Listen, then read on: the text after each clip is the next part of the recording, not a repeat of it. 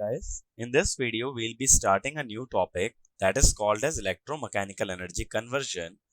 And under this topic, we'll learn the basic energy conversion techniques that are used in almost all the rotating machines such as DC machine, synchronous machine and the induction machine. We very well know that all the rotating machines are mainly used for one purpose, either converting electrical energy to mechanical energy or to convert mechanical to electrical. And for that, we need to have certain general principles which are common for all the machine.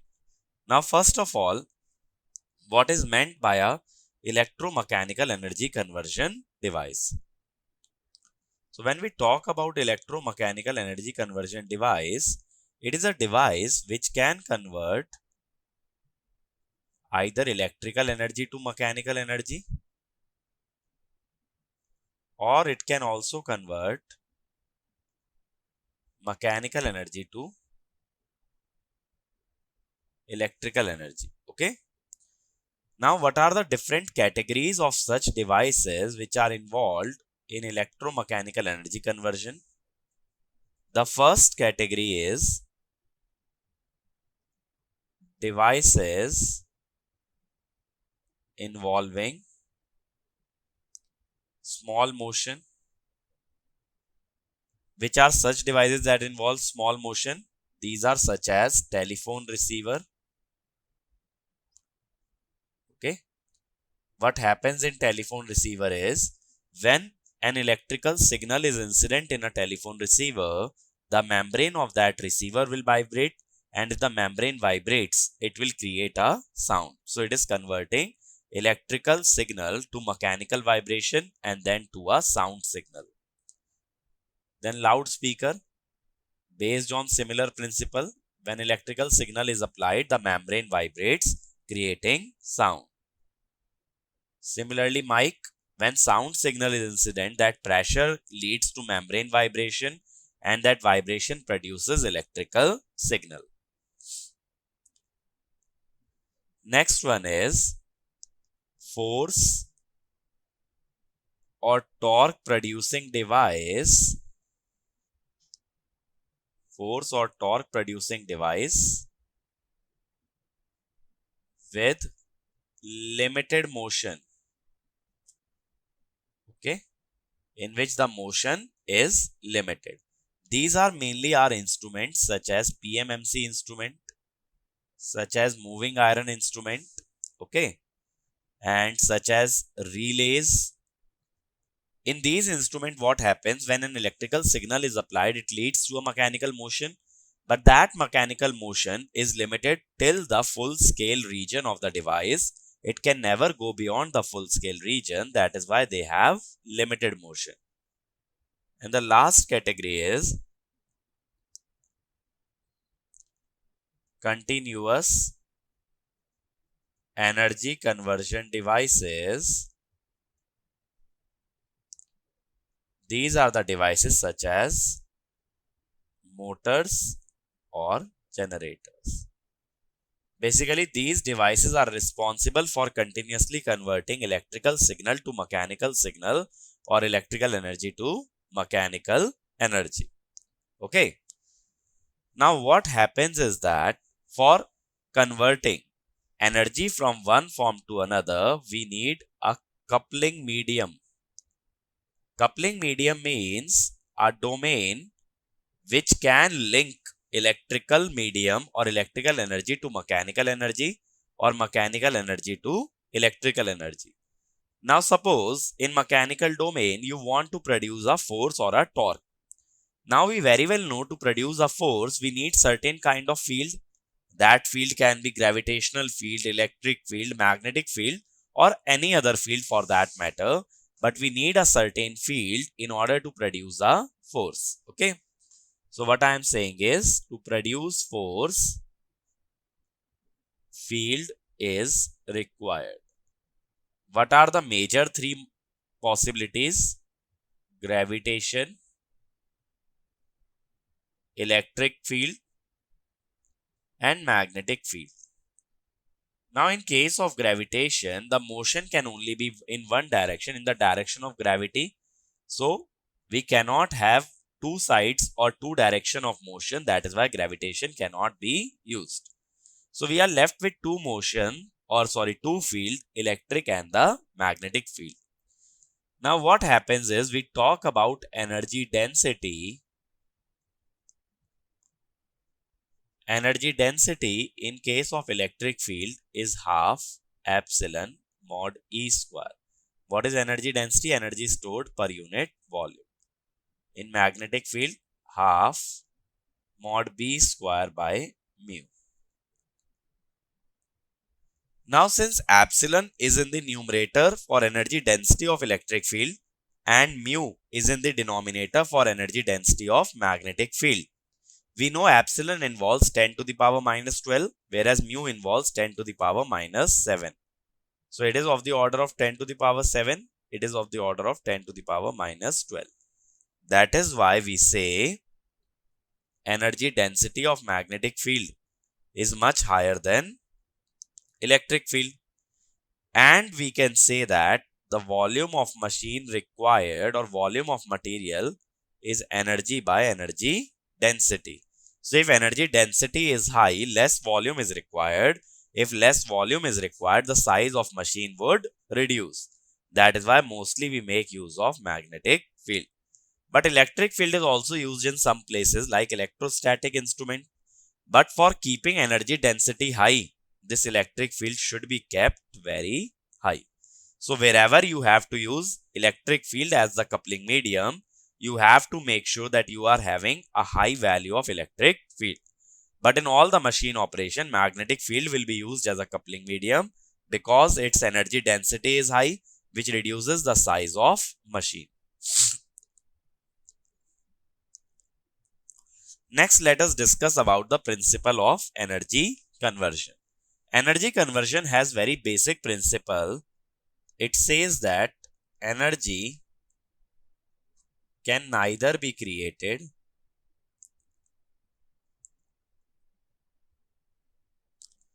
nor be destroyed. Okay. That means don't ever think that generator is generating some amount of energy or motor is absorbing a certain amount of energy. Both the devices are just converting one form of energy to the other. Like generator is converting energy from mechanical to electrical, and similarly motor is converting energy from electrical to mechanical. Even if it is the case of a resistor, it is not absorbing energy. Resistance is basically converting electrical energy to heat energy. No device is capable of either creating an energy or destroying the energy. Okay. So that is the basic principle of energy conversion. Now we will be mainly interested in discussing motors and generators because we see that the most of the machine that we'll be dealing with in this course will be motors and generators. Okay. Now when we talk about motor always converts electrical energy to mechanical energy. That is why when we talk about energy conversion, we say that in motor, the energy input is electrical energy. So electrical energy input would be equal to mechanical energy output plus some amount of energy that remains stored in the medium. I'll also tell you in detail what is this energy stored, plus some amount of energy that is dissipated. What is meant by energy dissipated? It means the energy converted to other form of energy such as heat. Don't think this energy is lost. It is not lost again. Energy cannot be lost. It is just converted from one form to another. So what are the losses? Losses is that form of energy which is not utilizable by the user. Okay. Suppose I want to run a motor. So whatever is the heat produced in the wire, that heat is not giving me any work and that heat is not useful for me. I'll call it as loss. So whatever energy we cannot use is called as the energy lost. Similarly, when we talk about generator, generator will mainly convert mechanical energy to electrical energy. So how we will write? We will write mechanical energy input should be equal to electrical energy output plus energy stored again plus energy dissipated. So mainly in both generator and motor, what is the major difference is the difference between the form of input and output. The equation mainly remains the same, just we have exchanged the electrical and the mechanical term on the two sides of the equation, and we have derived the energy conservation equation for motor and the generator.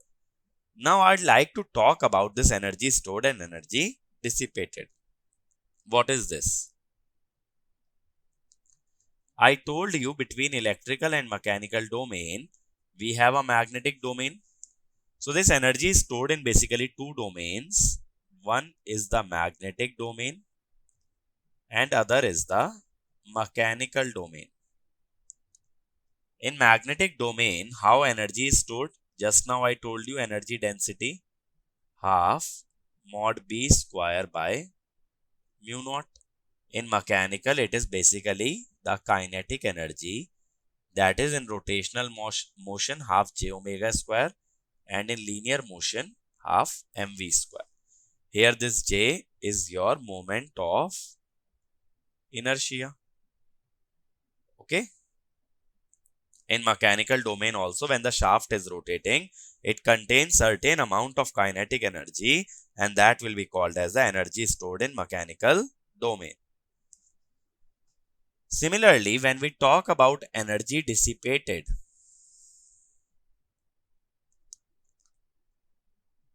energy will be dissipated in all the three domains: electrical, magnetic, and mechanical. In electrical domain, what are the losses? The loss that is converted to heat, that is basically I square R, or you can say ohmic loss. Okay. It can also be called as copper loss if the resistance is made up of copper. Remember, never use copper loss term generally. Copper loss term can only be used if the wire is made of copper, and then the ohmic losses can be called as copper loss. Magnetic domain loss we already study in case of transformer. These are your core losses. And we know core losses are made up of two things. One is your hysteresis loss and the other one is your eddy current loss. Okay. And we know mechanical loss. Mechanical loss is basically nothing but friction and windage loss. What is this friction and windage loss? When the shaft is rotating, it will experience certain friction from ball bearings. And similarly, it will experience friction from the air around the shaft. That is air friction. Air friction and the energy loss due to air friction is called as windage loss. And the energy loss due to friction applied by ball bearings is called as friction loss. And since friction is a mechanical force, we'll call it as mechanical loss. So losses are included in all the three domains. Okay. So suppose now again I write the equation for motor. What we had is electrical energy input equal to mechanical energy output plus energy stored. Energy stored is in mechanical domain plus energy stored in field domain. Okay. Plus energy dissipated. Energy dissipated is mechanical loss plus core loss plus ohmic loss. Now, if you club the terms of the same category, like electrical input minus ohmic loss, because both are in electrical domain, Similarly, mechanical output plus mechanical energy stored plus mechanical loss, all are mechanical terms, plus energy stored in the field plus core loss, this is magnetic. So what do we say is, this is the net electrical energy equal to net mechanical energy plus net energy in the field.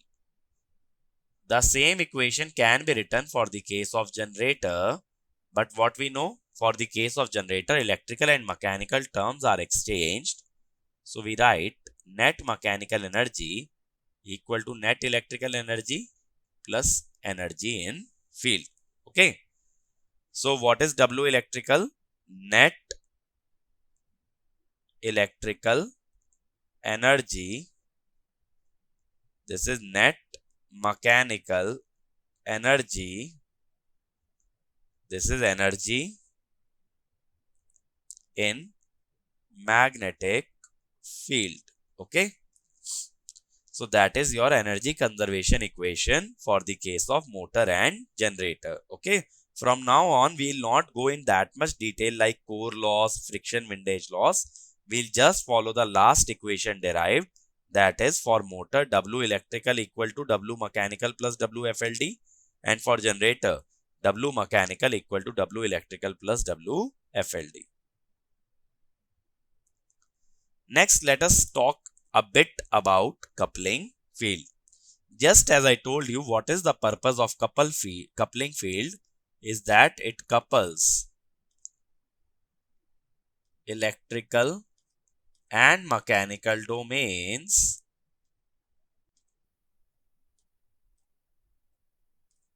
for energy conversion. Okay. It couples the two domains for the case of energy conversion. Is it fine? So as I told you, what is the requirement of coupling field is that we need to have a certain force to initiate motion, and that force can only be produced by a field such as gravitation, magnetic and electrical. Why magnetic field is preferred? Because its energy storage capability is maximum. But I'm not here to talk about coupling field. I'm here to talk about coupling field reaction. That is, what effect does it produce in electrical and the mechanical domain. So we have two domains. One is your electrical domain and the one is your mechanical domain. The domain that is linking these two domains is your coupling field. So what we wish to know about is how this coupling field reacts with the electrical domain and how this coupling field reacts with the mechanical domain. We need to figure out these two things when we are talking about the reaction of the coupling field. And energy will go from electrical to mechanical for the case of motor, and energy will come from mechanical to electrical for the case of generator. Okay.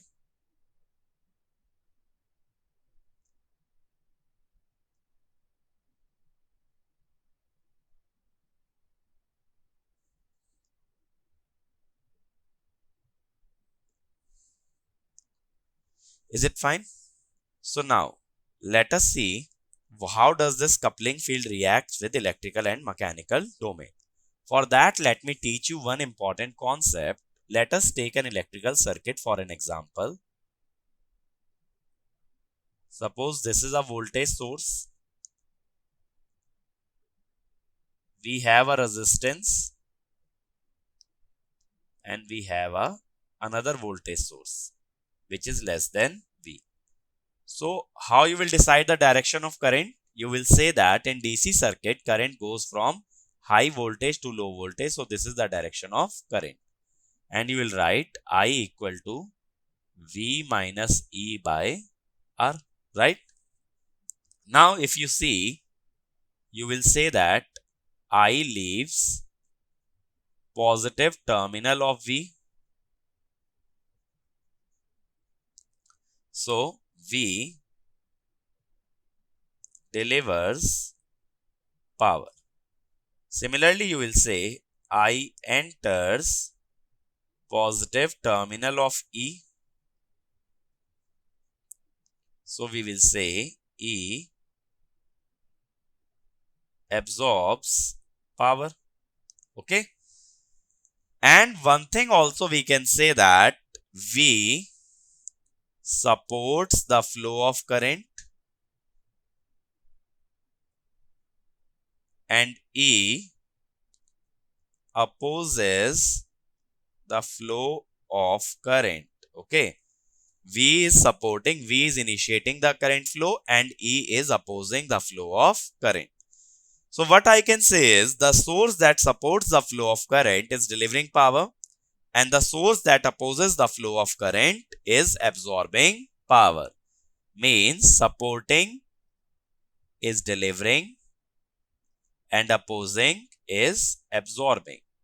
That means if you want to gain a certain amount of energy, you have to oppose the motion or you have to oppose the natural tendency or the current flow. And if you want to deliver certain power, then you have to support it. Similarly, let us take an example of mechanical domain. Suppose this is a hill of inclination theta. There is a man who is walking up the hill. So tell me whether he is moving in the direction of gravity or opposite to gravity. If he is going upwards, it is going against gravity. That is, it is opposing gravity. When it goes upwards, whether its potential energy increases or decreases, potential energy is equal to mgh, it will increase. So when he is going against the natural tendency, his energy is increasing. That means it absorbs energy. Similarly, if he comes downwards, that is going along gravity.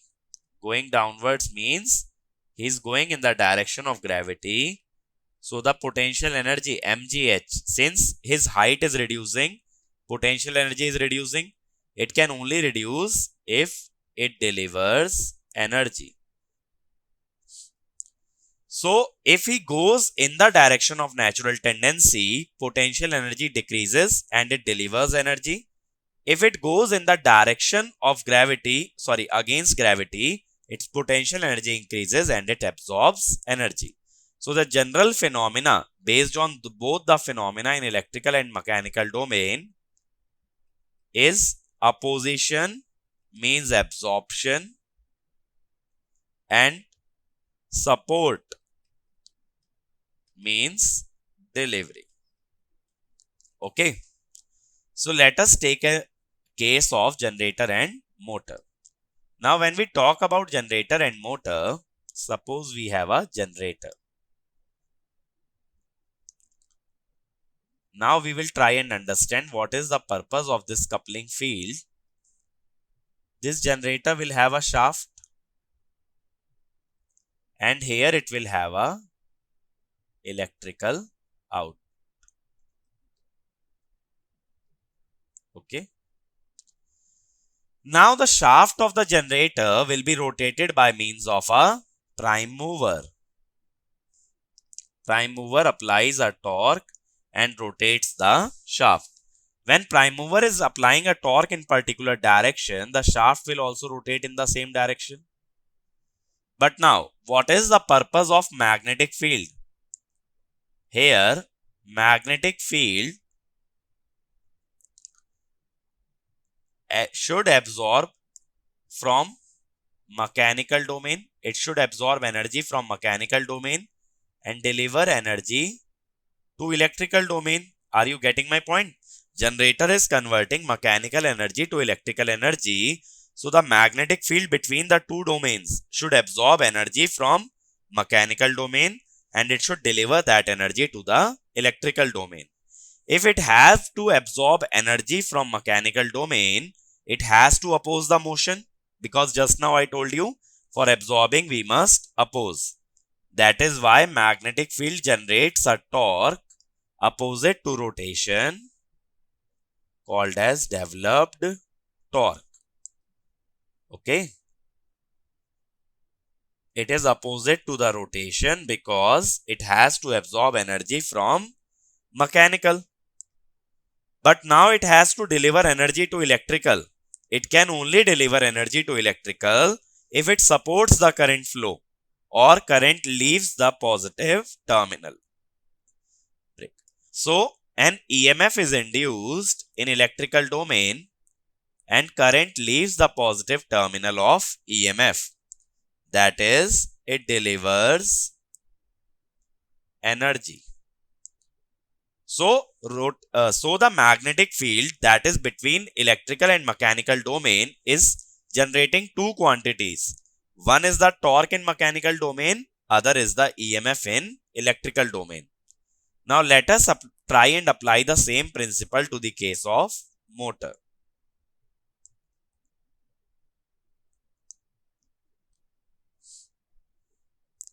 In motor, we will have input from electrical domain and we'll have output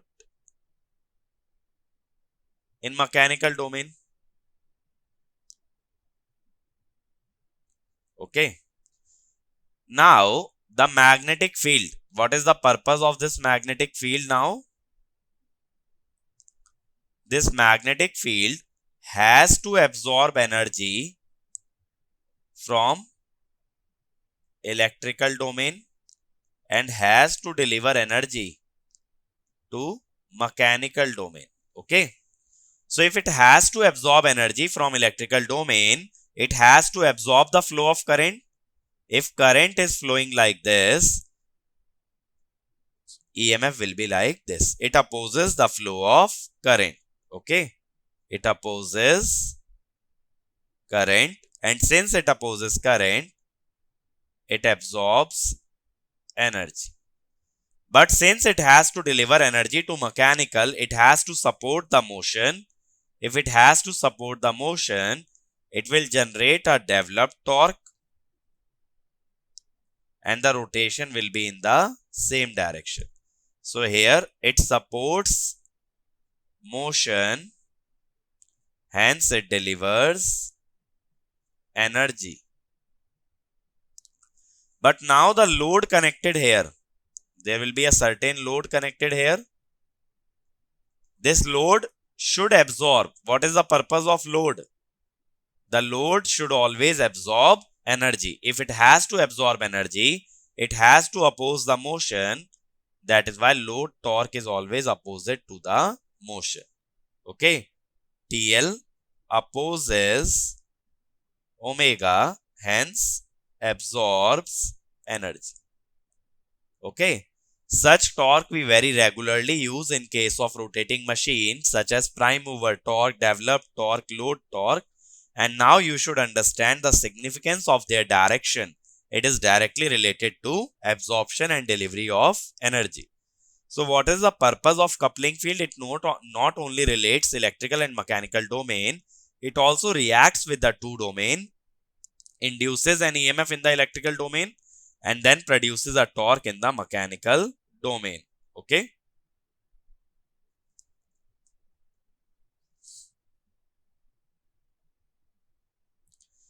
Now let us talk a bit about singly excited magnetic system. Okay. I have explained you the purpose of the coupling field. Now we'll try and derive the electrical work done, that is electrical energy, mechanical work done and the field work done.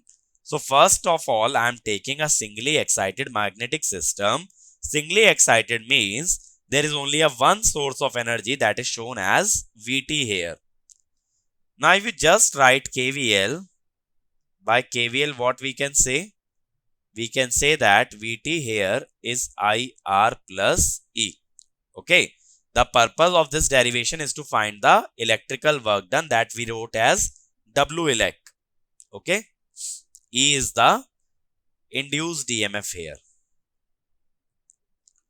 Induced EMF in the coil. Now this induced EMF is d psi by dt, that is derivative of the flux linkage. So we can say Vt equal to IR plus d psi by dt. Okay, where psi is what? Psi is the flux linkage. Now, if you multiply both sides by I d psi by dt, if you multiply both sides by dt,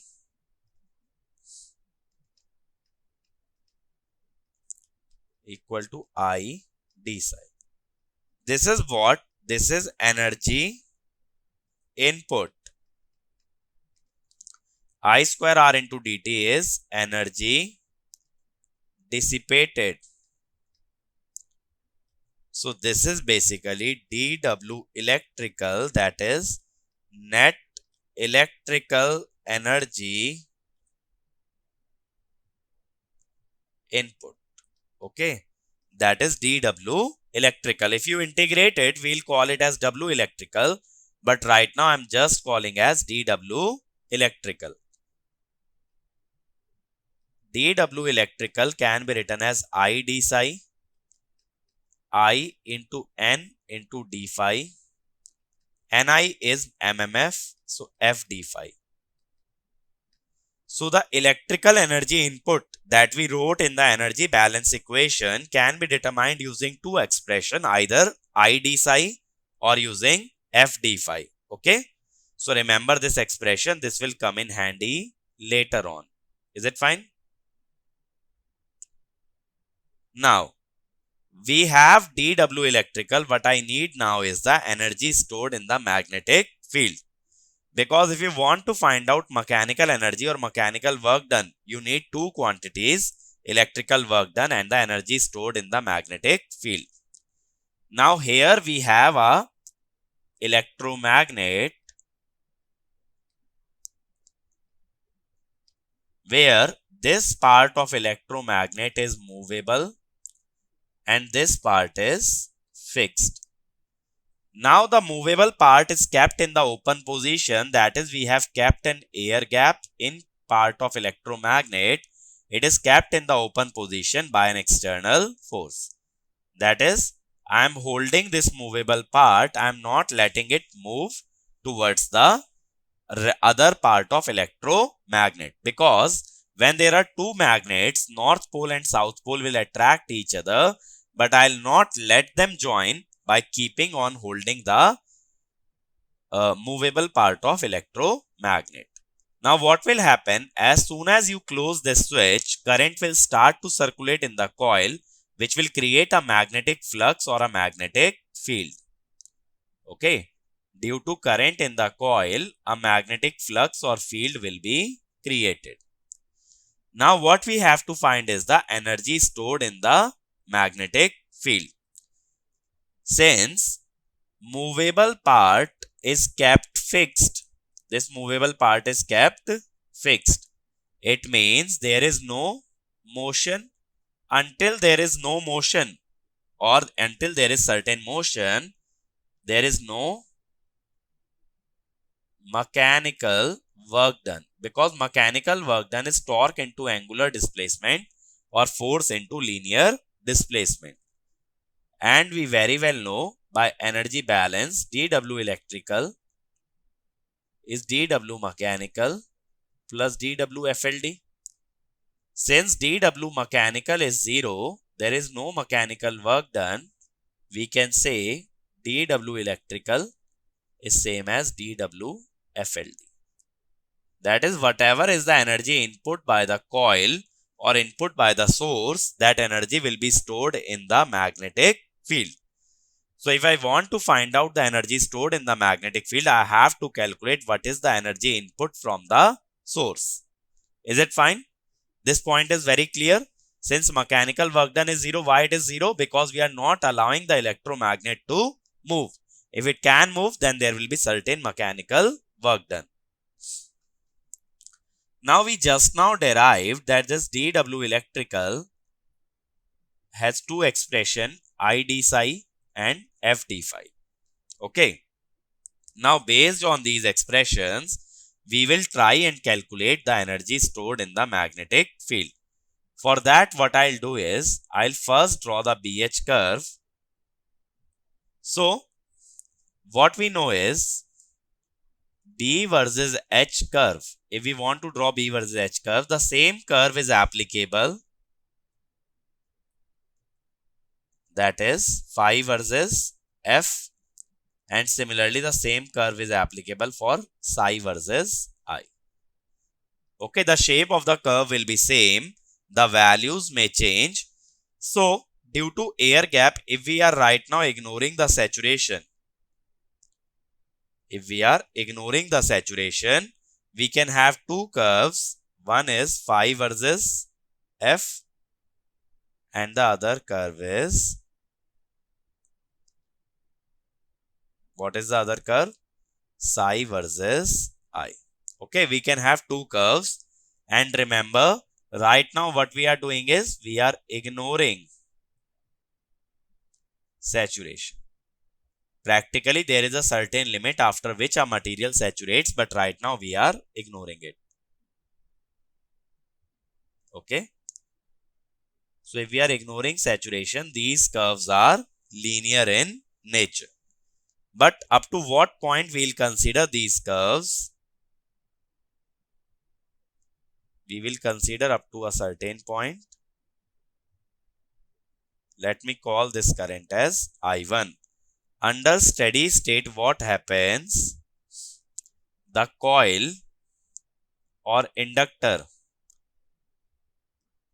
is shorted. In that case, what is the current? Current is V by R. That is the maximum current that we are taking. That is the current under steady state. Similarly, based on that current, we are taking the MMF F1, which is NI1. Are you getting my point? Under steady state, what is the current? The current in the coil is simply V by R, because the inductor will be shorted. Now we know that dW electrical is I d psi and F d phi, and it is same as the dW FLD. How to take F d phi? Keep F constant and take a strip of d phi. So it will be this area. The height of this small strip is d phi. So F d phi is the area of this strip. Similarly, I d psi. Keep I constant and take a small strip like this. This is d psi. Okay. So these are the two areas that represents dW electrical, and in this particular case, this will also be equal to dW FLD. So this is your dW FLD. This is your dW FLD. That is your magnetic energy stored. Okay. So if you want to find out the total energy stored, what you will do is, suppose I mark these points as O, A, B. So what we'll say is that WFLD is integration of dWFLD, that is energy stored in magnetic field. That also comes out to be equal to area OABO. That is your energy stored in the magnetic field. Is it fine? Now, what happens is, if we take the area in a different manner, like if I take phi constant and I take a strip along x-axis like this. If I take psi constant, I take a current, a strip along the current like this. This value, suppose dF. This value, suppose di. So this area, that is phi psi di, or this area phi df. It is written as dWFLD dash. What is this dWFLD dash?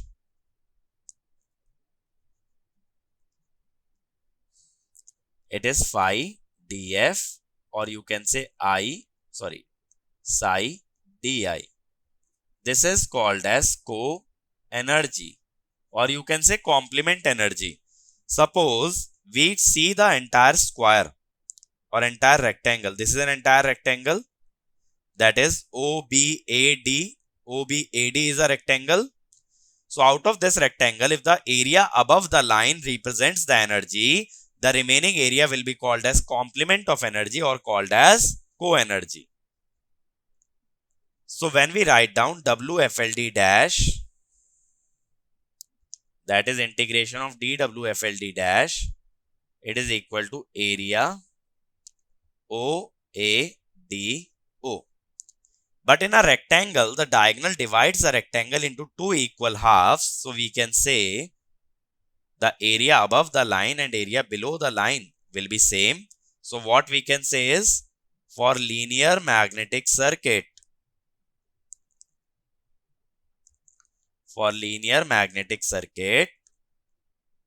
energy is equal to co-energy. Okay. And also, what is the area of the rectangle? Area OBDO, that is the sum of area above the line and area below the line. I'm now talking about this entire area. Sorry, OBAD. OBADO. That will be psi into I or F into phi. But since both the terms are equal, the energy stored and the co-energy both are equal to half psi into I or half F into phi. Okay, that is the energy stored and the co-energy. Now for the case of linear magnetic circuit, that is where saturation is ignored. We know that MMF is flux into reluctance and psi equal to L into I. So what is the energy stored in the magnetic field? Half psi into I is half Li square.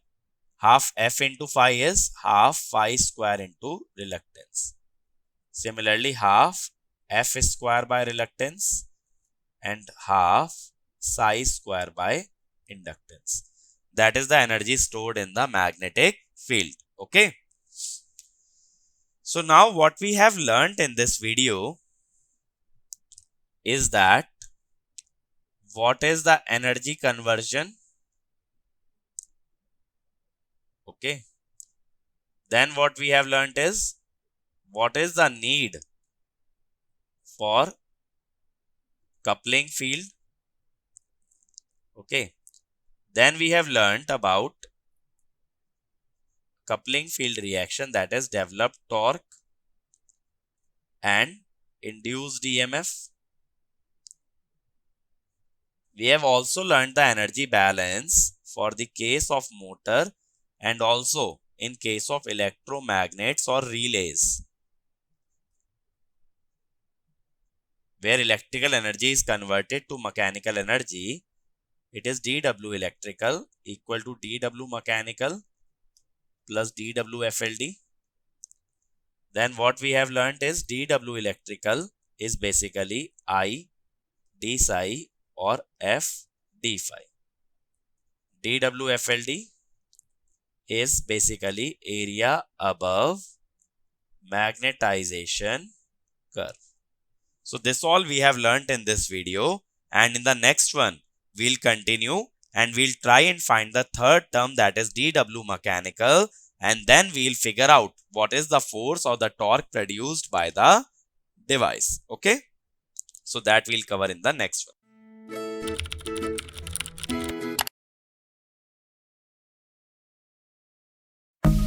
topic. Thank you.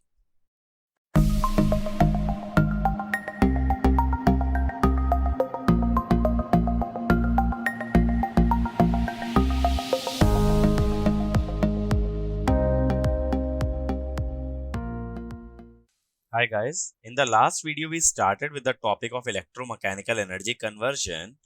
So first of all, I told you about the different category of devices that are involved in electromechanical energy conversion, like the devices involving small motion like mics, speakers and everything, devices involving limited motion like instrument, and continuous energy conversion devices such as motors and generators. Then we talked about the principle of energy conversion, in which I told you energy can neither be created nor be destroyed. Then we talked about different components of energy such as energy stored in magnetic field and mechanical domain, such as energy dissipated in electrical, magnetic and mechanical domain. And we saw the principle of energy conversion for the case of motor or for electrical to mechanical energy conversion. It was like this. And for mechanical to electrical, it is like this. Okay. Then what we saw is the coupling field reaction. So I told you, in order to absorb energy, we need to oppose the natural tendency, and in order to deliver the energy, we need to support the natural tendency. So the coupling field reacts with electrical and mechanical domain and produces two quantities, that is the EMF in electrical domain and torque in mechanical domain. Okay. EMF is produced in electrical domain and torque is produced in the mechanical domain. And we saw that developed torque opposes omega in a generator and developed torque supports omega in motor. Then we saw a singly excited magnetic system and we figured out the value of dW electrical as I d psi or F d phi. And then based on open case of electromagnet, we saw that if there is no motion, dW electrical is dW FLD and it comes out as area above magnetization curve. And I also told you about the co-energy concept, that area below the magnetization curve is called as co-energy. So we'll take the discussion forward from where we left off in the last video, and when we'll see how we can calculate the mechanical work done. So we want to find out mechanical work done. In that case, we have to allow the movable part. I told you, this is the movable part of electromagnet and this is the fixed part. If you want to observe the mechanical work done, there should be a certain motion, and for that movable part should be allowed to move. Okay. Now motion will be there. So there can be two possibilities, that this armature or movable part is open, or when this north has attracted south and the movable part is closed. That is closed position and this is open position. In open position, due to air gap, saturation is ignored, or you can say due to air gap, reluctance L by mu naught A is high. If reluctance is high, flux is low. So flux does not saturate. Okay. But in the closed position, the reluctance, that is L by mu naught mu r A, is low. If reluctance is low, flux is high. If flux is high, core saturates. That is why we have shown saturation here. But the linear curve has very low flux, so it will go below this. If you draw the two curves on the same axis, this will be the curve for open. It will be very much below the closed position, because in that case the flux is very low. Why the flux is low? Due to high reluctance. And I also told you about the steady state condition. Earlier only I told you about steady state condition, that under steady state, coil or inductor is shorted. So the current is simply voltage by resistance. Okay, that is your steady state condition of the current. It does not matter if it is in open position or in the closed position. The steady state current is simply V by R, because whatever is the inductance, in open position reluctance is high, so inductance is low. In closed position reluctance is low, so inductance is high. But inductance will not matter under steady state. Under steady state, inductor gets short circuited. So we just calculate the current based on resistance. It will be V by R. Now what happens is, we will discuss how does the armature or the moving part goes from the open position to the closed position. So first case that we are taking is the slow movement. In slow movement, what happens? Armature moves very slowly, so it appears to be stationary. It is moving that slowly that you won't actually see it moving. That is why the EMF, which is d psi by dt, is almost zero. If it is moving slowly, this dt is large. The time taken for motion is large. That is why EMF is zero. If EMF is zero, the current, which is Vt minus E by R, is constant at Vt by R. Constant for all t. Okay, it remains constant. Now we have drawn two curves on the same axis. One is for open position of the armature and other is for closed position. Now what we know is, during the motion from open to the closed position, the current should remain constant. That is why we will move vertically upwards from A point to C point. Vertically upward means the current remains constant. Is this point clear? That is, while going from open to close, we are moving vertically upward. So for the same value of current, the flux linkage in open position is psi 1 and the flux linkage in closed position is psi 2.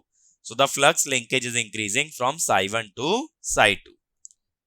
Now to find out mechanical work done, we need electrical work done and magnetic work done. What is dW electrical? It is I d psi. So what is W electrical?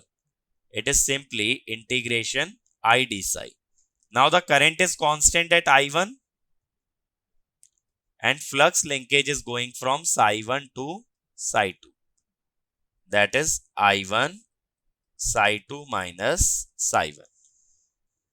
I1 into psi 2 minus psi 1 is actually this area of this rectangle. Okay, whose width is I1 and whose height is psi 2 minus psi 1.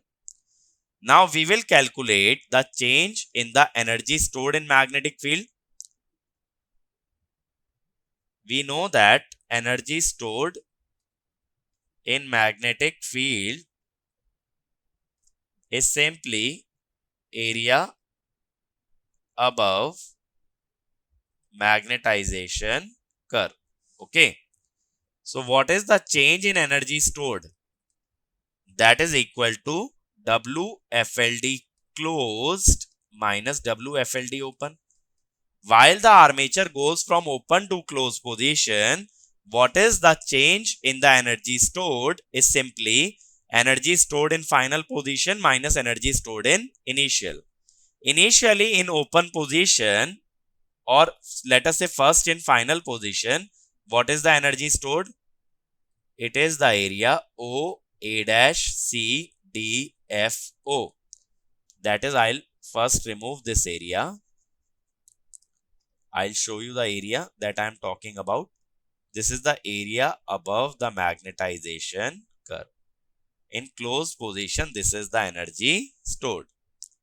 What about in open position? In open position, you have to take the area above the magnetization curve in open position. That is how much? It is minus area OAFO. Okay, that is this area. Okay.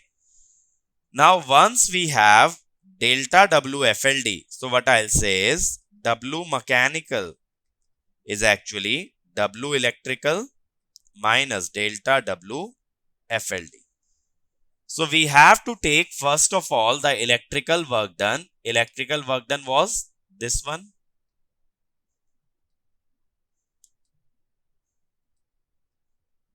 Okay.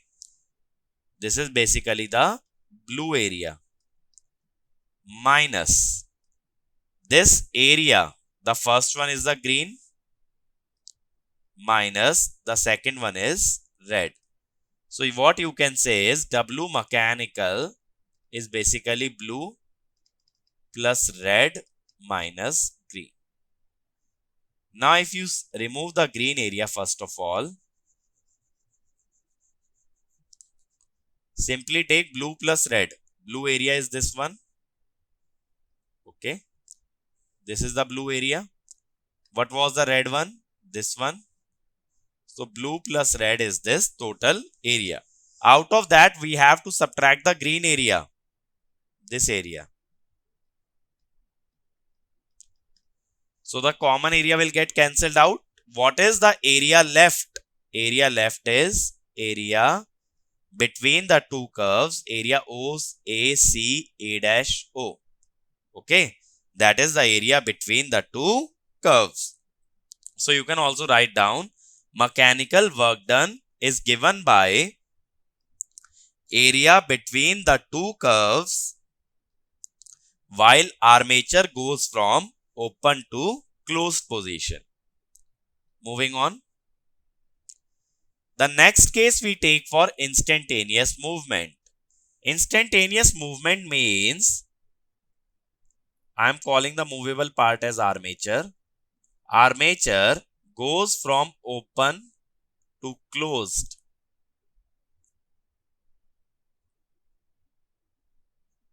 Instantly. If it goes from open to close instantly, then the flux linkage cannot change instantly. Flux linkage will remain constant. Okay. Flux linkage cannot change instantly. If the flux linkage remains constant, that is why we are going from A to A dash horizontally. Okay. So that is why we will go from open to closed curve horizontally. If the psi remains constant, we know that dW electrical is basically I into d psi. This will be 0 because psi does not change. That means the equation for energy conservation dW electrical is dW mechanical plus FLD is 0. So dW mechanical is minus dW FLD. That means whatever is the change in the energy stored is same as the mechanical work done. So we have to calculate delta WFLD. Change in energy stored in magnetic field is WFLD closed minus WFLD open. What is the energy stored in the closed position? It is area above the closed curve. This one. That is which area? Area OA dash FO. What about open? For open, which area we will take? Area above the open curve, that is this area. Which one? Area OA dash FO. Which means what is W mechanical? That is minus delta WFLD. That is area OA dash FO minus area OA dash FO. Okay. So that is the black area minus green area. So which area will remain? See the figure. It will be OA dash O. That is again the area between the two curves. That is what I was telling also. That area between the two curves gives the mechanical work done. Is it fine? Also one thing, after reaching A dash, we have to go till C because under steady state, the current must be I1 equal to Vt by R. So we'll go along directly along the closed curve this way. But if the armature is already closed, that means there is no motion. If there is no motion from A dash to C, dW mechanical is 0, which means dW electrical equal to dW FLD. That is, whatever is the energy derived from the source goes as the energy stored. So then this much amount of energy will be stored in magnetic field. So first of all, what is happening in instantaneous movement? The armature moves that much fast that we don't derive any energy from the source. Magnetic field is responsible for mechanical work done. Then after that, mechanical work done becomes 0 and energy from the source is stored in the magnetic field. So first energy goes from magnetic field to mechanical, then energy comes from electrical source to the magnetic field. Let us consider an intermediate case called as transient movement. In transient movement, it is neither slow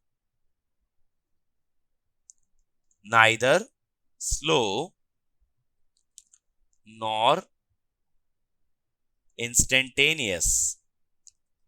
That is why neither will go vertical nor horizontal. We go along a certain line. So while going from open to closed, we are going from A up to C dash, and then finally we have to come to C because the current must be equal to Vt by R. So that we go along the closed position. Is it fine? So now first of all, during the motion, always apply energy conservation during motion. During motion means when we are going from A to C dash. Because after that the motion stops. In that case, what is dW electrical? That is I d psi. Okay. I d psi is basically, if you take W electrical, you will take integration I d psi. That is this area. Which area actually? Area A C dash D dash F A. That is this area. Now what I need is again change in the energy stored in magnetic field. That is energy stored in closed position minus energy stored in open position. In closed position, it will be the area above the closed curve. That is this area. So which area it is? Area O A dash C dash D dash F O minus area or energy stored in open position, that is area above open curve. Area above open curve, how you will figure out that area? It will be this. Area above open curve. O A dash F O.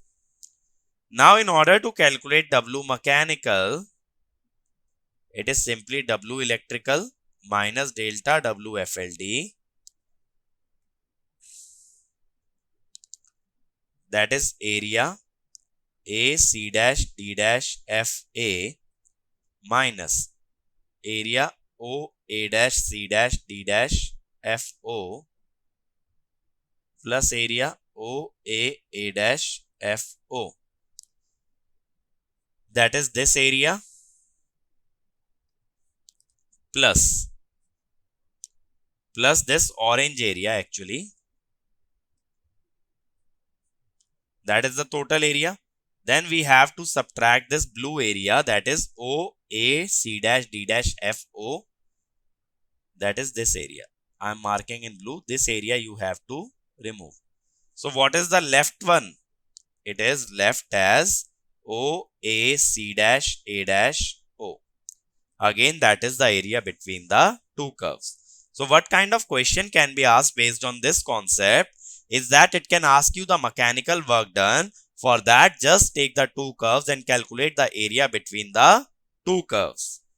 Now, why we are interested in finding the mechanical work done? Because in any electromechanical system, if you are interested in finding the force or the torque, then you have to find mechanical work done, because dW mechanical is either F dx or T d theta. So while calculating the force or torque, we need to find mechanical work done. So what we assume here is, for small displacement, that is dx or d theta, assume instantaneous movement. If you are assuming instantaneous movement, in that what you will assume is psi is constant. If psi is constant, dW mechanical we saw it was minus dW FLD. That is why if you want to calculate force, it is minus del W FLD by del X, assuming psi as constant, and torque minus del W FLD by del theta, assuming again psi as constant. Okay, we are assuming a small displacement as instantaneous displacement. If psi is constant, you can also say that phi is constant. We know that the sum of energy plus co-energy is constant, that is psi into I. That is why del W FLD by del X is minus del W FLD dash by del X. So you can also say force as, in terms of co-energy, but in co-energy we'll take I as constant and torque as this will be plus del W FLD dash by del theta when I is constant. Okay. Because if you see, either in open or in closed position, the sum of energy and co-energy will be constant. That is why their derivatives are linked together. Okay. The area above and below the magnetization curve will be taken as constant. Now for the case of linear circuit, for linear magnetic circuit, WFLD is half phi square into reluctance, or half Li square, half F square by reluctance, or half psi square by inductance. You can use any of these formula for the energy stored and then take the derivative to find out the force or the torque. Lastly, I would like to talk about in which direction the force or the torque in electromechanical system will act. First of all, the force tends to reduce stored energy at constant psi. Constant psi means we are talking about instantaneous movement here. How can I say this then? Let me show you instantaneous movement. In instantaneous movement, when we went from A to A dash, the area above the curve reduced. That is, the stored energy reduced. Earlier, the stored energy was OA dash FO, OA dash FO. See the cursor? Then the stored energy was OA dash FO, OA dash FO. So the stored energy reduced. That is what I am saying. The force should be such that the stored energy reduces. Second, if you take the case of slow movement, you will say increase stored energy since we were going vertical. So the stored energy and co-energy both were increasing, but at constant current. Okay, that is we are talking about slow movement. Third one, decrease reluctance. What we mean by this is, when armature goes from open to closed position, air gap is being minimized. If air gap is being minimized, we are minimizing the reluctance. If reluctance is being minimized, the reciprocal of reluctance, that is permeance. Permeance is increased and also inductance is increased. Okay. And finally, it decreases I at constant psi. In instantaneous movement, we went towards left. If we are going towards left, that means the current is being reduced. Okay. On these points, directly a theory question can be asked. Let us see what kind of questions can be framed on this topic. It says, for the electromagnet shown, obtain an expression for magnetic force Fe. The reluctance is offered to be assumed by air gap alone. That is, the reluctance of the electromagnet here is only due to air gap, or you can say the reluctance of iron is 0. And the reluctance can only be 0 if the permeability of iron is taken as infinite. Now suppose this movable part moves ahead by an amount x. If it moves towards the fixed part by an amount x, then what is the air gap left? G minus x. So what is the reluctance? Air gap over mu naught A. That is due to air gap, right? So we will use the permeability of air. Now how you can calculate WFLD? You can write down half phi square into reluctance. That is half phi square into G minus x by mu naught A. Then you will write down the force is minus del WFLD by displacement del x. If you take the derivative, it will become half phi square by mu naught A. Now phi is B into A. So half BG square A by mu naught. Okay. That is the force applied by the electromagnet on the movable part. Otherwise, what you could have done is, you could directly also have written like this. G by mu naught A. Then WFLD is half phi square into reluctance, half phi square G by mu naught A. Then to find force, directly you could have differentiated it in terms of air gap. So you will get the minus negative answer. This negative sign indicates force tries to reduce air gap. Nothing more than that. That is, it shows the direction of force. That is, the direction of force is like this.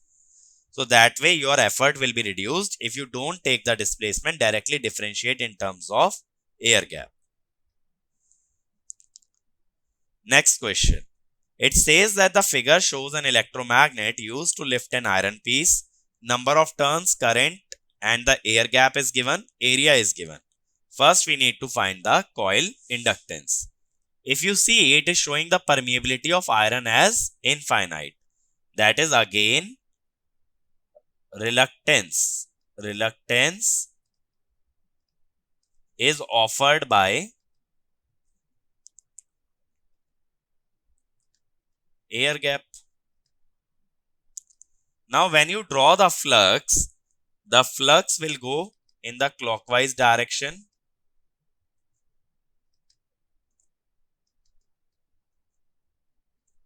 Like this it will go. So it faces two air gaps, one at left and other at the right end. So what is the net air gap? Net air gap is 2x. So what is the overall reluctance? That is 2x by mu naught A.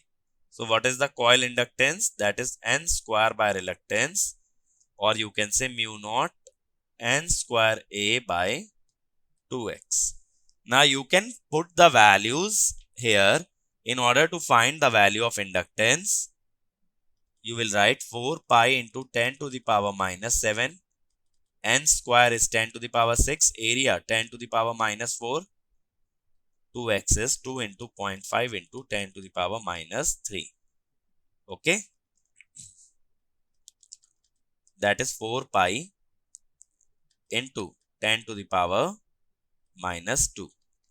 That is 0.12566 Henry. That is the first thing. Second is the energy stored.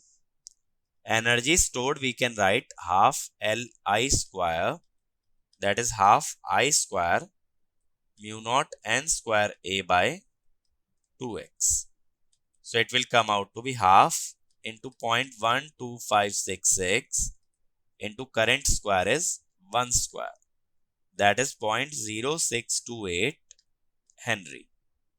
What about the force on the iron piece? That is minus energy stored in magnetic field, derivative with respect to x.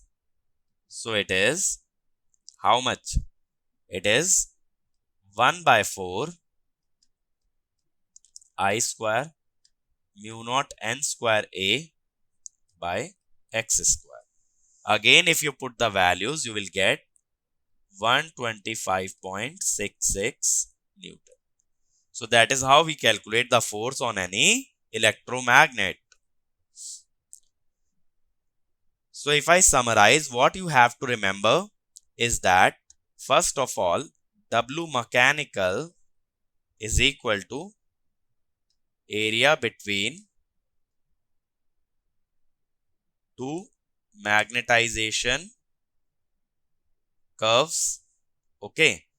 Then the force produced is minus del WFLD by del X, and the torque produced is minus del WFLD by del theta. It can also be written as del WFLD dash by del X or del WFLD dash by del theta. Okay. That is what you have to remember, based on which the questions can be framed. Okay. So that will be all from my side in this topic. Thank you.